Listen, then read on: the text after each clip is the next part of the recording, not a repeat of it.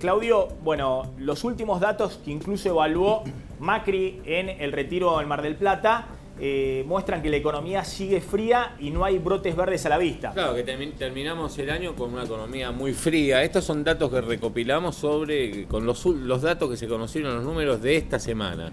Por ejemplo, el poder adquisitivo de diversas fuentes, ¿no? El poder adquisitivo de las familias, caída del 9,7% al mes de noviembre.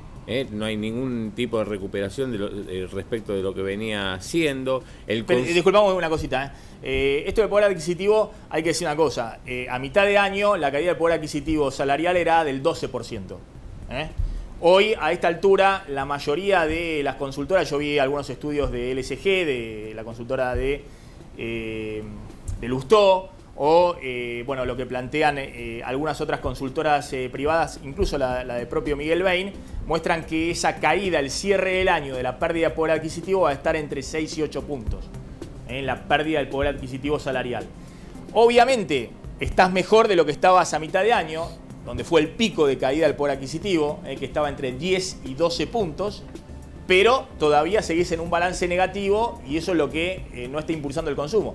Porque la gente percibe que todavía tiene un poder de compra menor a lo que tenía en igual periodo del año pasado. Según, por ejemplo, la compañía Kantar Worldpanel, que se encarga de medir el consumo, en el tercer trimestre cayó 4%, y hoy mismo se conoció el relevamiento que mes a mes hace CAME. Ahí tenemos ventas minoristas de noviembre, 8,2% de caída, es un número enorme. En la recaudación también te está marcando que digamos ya noviembre vino mal. Recaudación real, en términos reales, 9% de baja. Eso obviamente está exceptuado de ese número, de esa estimación, el dinero que entró por el tema del blanqueo. Eso es recaudación excepto el blanqueo, caída en términos reales. El PBI del cuarto trimestre, según evaluaron 50 consultoras consultadas por el Banco Central, será del 2,2%, superior a lo que esas mismas consultoras venían estimando. Perdona, esta es una aclaración. El PBI del año va a dar 2,2% según todas las consultoras privadas. El PBI del último trimestre del año, el cuarto trimestre, seguramente esté alrededor de 0. Ahora lo vamos a discutir, esté de 0. Pero con las caídas que ha habido en los primeros 3 trimestres del año va a cerrar con una recesión de 2,2%, algunos hablan de 2,5% de caída en el año, que es mayor a la recesión que estaban previendo hasta ahora.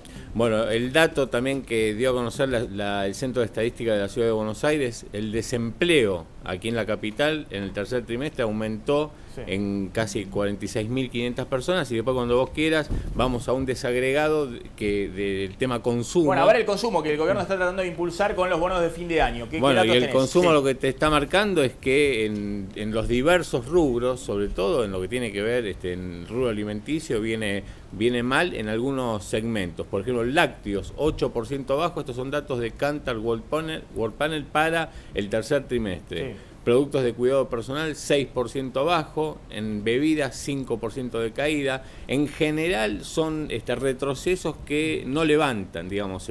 Ahora vamos a ver que, por ejemplo, si ocurre en alimentos de almacén. Ahí donde dice alimentos son productos de almacén.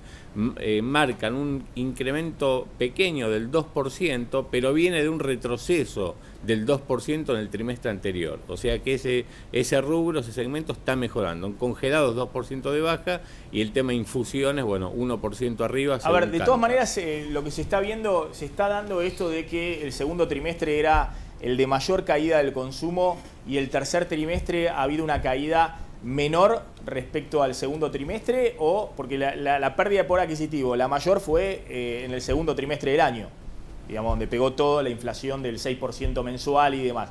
¿Ha habido por lo menos una caída que no es tan pronunciada en el último trimestre?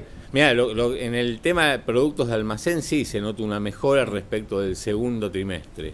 Y en el caso de los lácteos, si bien fue muy fuerte, 8% de baja, el trimestre anterior venía de una caída de 11%. Entonces, siguen siendo muy profundas las bajas, claro, lo mismo pero algo mejor. Hay que haber un tipo de desagregación, ¿no? En lácteos, obviamente, leche fluida, que es un bien que es más inflexible ante la caída del poder adquisitivo del salario, no es tan grande esa caída como sí de otros lácteos, como queso, yogures y demás, que obviamente caen cuando el poder adquisitivo se reduce sustancialmente. Sí, sí, no, me parece interesante también separar lo que está pasando en los grandes centros urbanos y lo que está pasando en algunos pueblos del interior o ciudades medianas del interior, donde la situación es totalmente distinta. Vos tenés toda la parte de Santa Fe, Córdoba, con la industria metalmecánica que estaba destruida, estaban echando gente el año pasado y hoy están con récord en la venta de tractores, por ejemplo, 160% en términos de plata, ¿no? De valor. Ahí también pega la devaluación porque subieron los precios de las maquinarias, la venta de cosechadoras, la venta de todo lo que tiene que ver con la maquinaria agrícola. Sí, todo lo vinculado y la realidad es que sí, en las ciudades tipo Rosario, Junín, Lincoln, ¿no? Ciudades de 70, 80 mil habitantes o más grandes también, se percibe una situación totalmente distinta a la de los grandes cordones. Y el gobierno cree que ese resurgir, si querés, o esos brotecitos de crecimiento pueden llegar desde el interior a las grandes ciudades. Así como en algún momento la crisis también vino desde el interior a la capital, creen algunos en el gobierno, o quizás es una aspiración de deseo, que la reactivación puede venir desde el corazón de la Argentina para adentro.